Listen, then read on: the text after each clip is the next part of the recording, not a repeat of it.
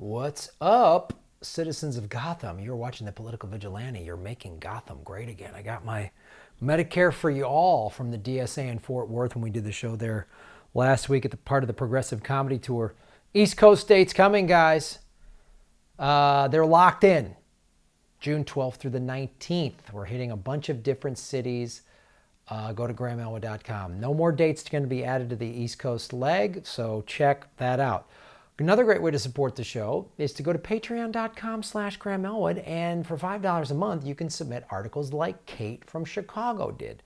Now, I know this is a local story, but there's two reasons I'm doing it. So Logan Square Community Group challenges 100-unit affordable housing project. One, I used to live in Logan Square. So I used to live like Belmont and Kimball, and this matters to me.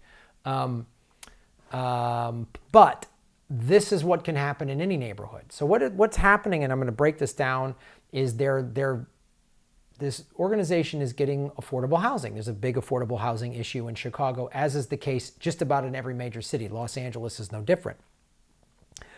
But there's some shady stuff that they're doing. They're getting the land for like $1, and there's a community hearing meeting in Logan Square on April 24th at 6:30 p.m.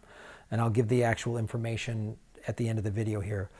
But here's just the breakdown. Slated for the corner of Emmett Street and Kedzie Avenue, and the 7-story transit-oriented development is from Bickerdike Redevelopment Corporation and Landon Bone Baker Architects. The plans call for an altogether affordable rate project with 100 units, 20 parking spaces, a small public plaza, and 4,500 square feet of commercial space geared towards local small businesses and nonprofits. Okay, that sounds good.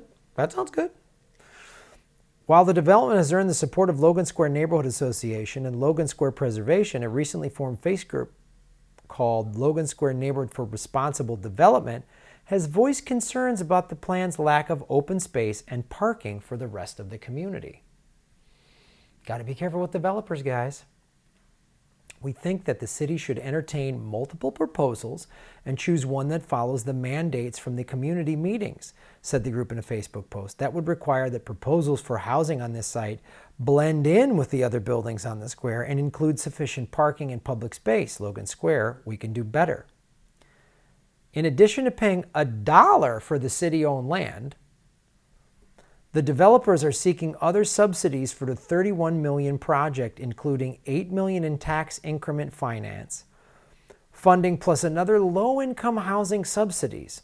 I'm all for low-income housing subsidies, but these are like developers getting these breaks. See where it starts to get a little tricky?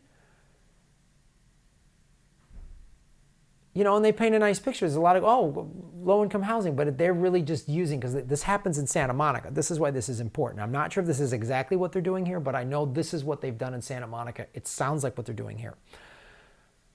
So there's this loophole that the developers found in Santa Monica. Santa Monica has rent control. I live in a rent control building. The Political Vigilante World headquarters are being taken place in a one-bedroom rent control apartment. So developers found this loophole. Santa Monica used to have really strict on new development. There was not a lot of new building going on, and the residents liked it, so it never got overcrowded. The developers found that if you had just a certain percentage of units that were considered affordable housing, rent control, or let low-income families that qualified for housing, then you could build big condos and all this other stuff.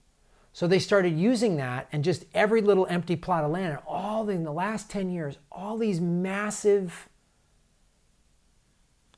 apartment and condo complexes with $3,000 one-bedroom apartment. Just insane.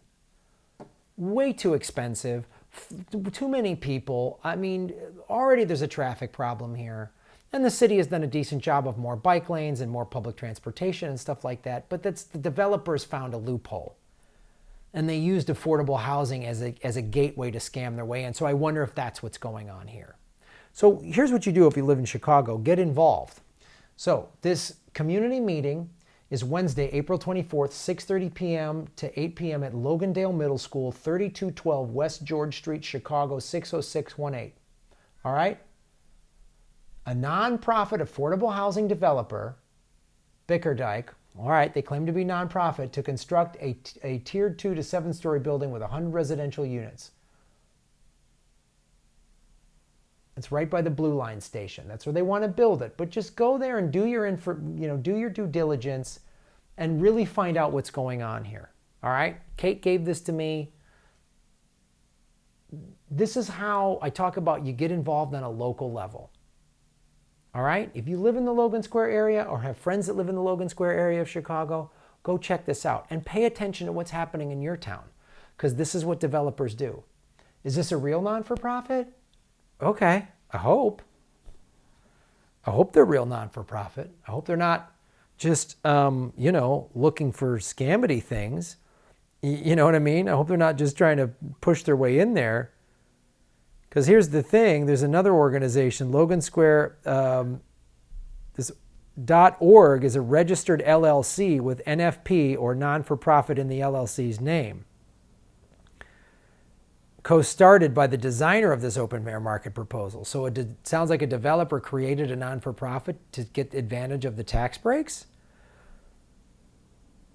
According to a tweet from Chicago's Cityscape, Stephen Vance, the newly created organization has close ties to the designers of the 2016 proposal to turn Emmett and Kedzie into a year-round open-air market. At the time, architect and local resident Josh Hutchinson told Curbed that he came up with the concept for the neighborhood market after feeling railroaded by Bickerdale's large presence at the 2014 public meetings, which discussed the site's possible redevelopment as affordable housing. All right. So pay attention, guys. Wednesday, April 24th, 6:30 p.m., 32 West George Street at the Logandale Middle School. Thank you, Kate, for giving us this information, and thank you for supporting the show.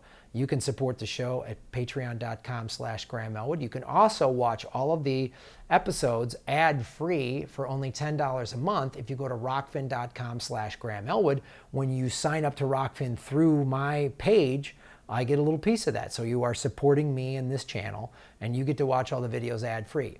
If your money's tight and you like watching it or want to watch on YouTube, don't click skip ad. When you click skip ad, I don't get paid. If you're a YouTube Red subscriber, anytime you watch this show, I get paid.